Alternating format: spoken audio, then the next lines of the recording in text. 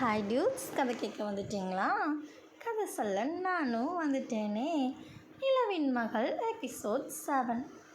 அவ மூச்சு என்கிட்ட கலந்த இரவு. ஊர் சபையில் தலைவர் சொல்கிறாரு, இதுதான் படி அப்படிங்கிற மாதிரி. அந்த வார்த்தை அருண்மொழிக்கு ஒரு பொறுப்பாக இருந்தாலும் நிலாவுக்கு ஒரு புதிய நம்பிக்கையாக இருந்துச்சு. ஆனால் அந்த நம்பிக்கை இப்போ மெதுவாக வேறு ரூபம் எடுக்க ஆரம்பிச்சுது. என்ன ரூபம் தானே கேட்குறீங்க? போக போக பாருங்கள், உங்களுக்கே தெரியும்.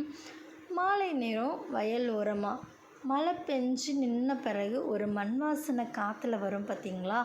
அந்த மாதிரி வாசனை அப்படியே ஊரெல்லாம் பரவ ஆரம்பிச்சுது. நிலா மெதுவாக வயலோரமாக நடந்து வந்தா. அவளுக்காக அருண்மொழி காத்துட்ருந்தான். இப்போ எல்லாரும் உங்களை வேறு மாதிரி பார்க்குறாங்க அப்படின்னு நிலா சொன்னான். உடனே அருண்மொழி சிரித்தான். எல்லாரும் பார்க்குறது பரவாயில்ல, நீ எப்படி பார்க்குற அப்படின்னு கேட்டதும் அவள் கண்ணை அப்படியே தாழ்த்தினா. நான் இன்னும் அதிகமாக அப்படிங்கிற மாதிரி சொன்னான். அந்த வார்த்தை அவனை மூச்சடைக்க வச்சிடுச்சு அப்படின்னு தான் சொல்லணும். அவன் மூச்சே ஏதோ நின்ன மாதிரி ஆயிடுச்சு. முறையாக இன்னும் நெருக்கமாக அவன் அருக வந்தான்.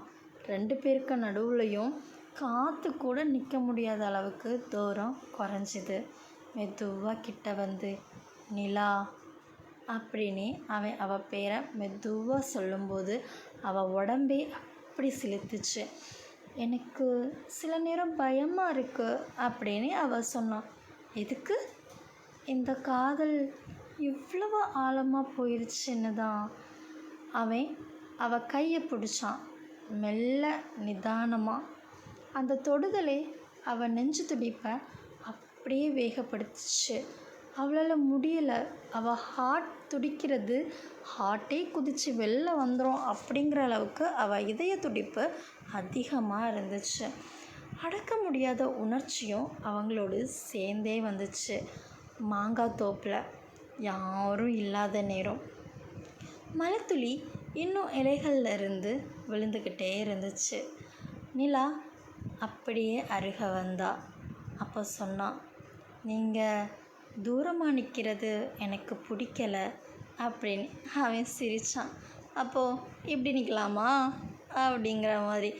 அவன் மெதுவாக அவன் நெச்சியில் விழுந்த மழைத்துளியை விரலால் தொடச்சி விட்டான்.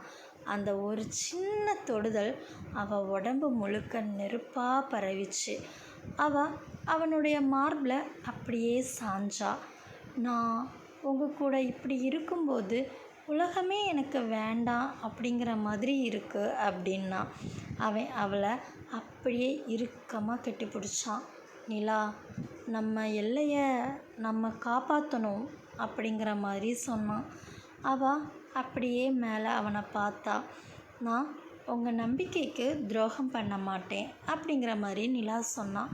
அவன் மெதுவாக அவன் நெத்தியில் ஒரு முத்தம் வச்சான். அந்த முத்தம் ஆசையோடு இல்லை, உறுதியோட.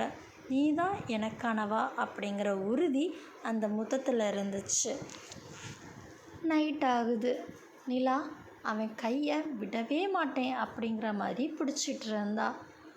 ஒரு நாள் நான் முழுசாக அவங்களோட வாழ்க்கையில் சேர்ந்தா அந்த நாள் எப்படி இருக்கும் அப்படின்னு சொன்னான். உடனே அருண்மொழி சிரித்தான். அந்த நாள் நீ என் வீட்டுக்குள்ளே மட்டும் இல்லை, என் இதயத்துக்குள்ளேயும் முழுசாக வந்துடுவ. என் இதயம் ஃபுல்லாக நீ மட்டும்தான் இருப்ப நிலா அப்படிங்கிற மாதிரி சொன்னான். உடனே நிலாவுடைய முகம் அப்படியே செவந்துடுச்சு. நீங்கள் இப்படி பேசும்போது என்ன ஆகுது?